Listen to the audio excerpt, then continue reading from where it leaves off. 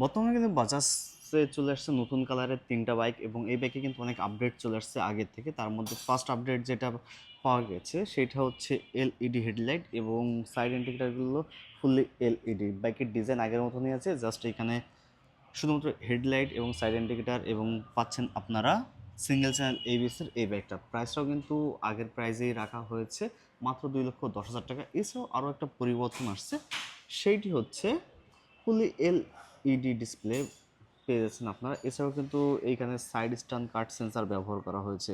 আর 2,10,000 টাকা এই বাইকটা এই মুহূর্তে আপনারা পেয়ে যাচ্ছেন বাজাজ স্কোয়ার, মিরপুর 2 নম্বর 60 ফিট রোডস এই শোরুমটাতে। আর তাদের বিস্তারিত ভিডিও ডিসক্রিপশন বক্সে অথবা কমেন্ট বক্সে পেয়ে যাবেন। এবং বাইকটার কালার পাচ্ছেন তিনটি, একটি green, orange, black and red এবং ব্ল্যাক অ্যান্ড গ্রে। এই 3টা কালারে কিন্তু আপনারা এই বাইকটা অ্যাভেলেবেল পেয়ে যাচ্ছেন এই মুহূর্তে বাজাজ ফেয়ারে।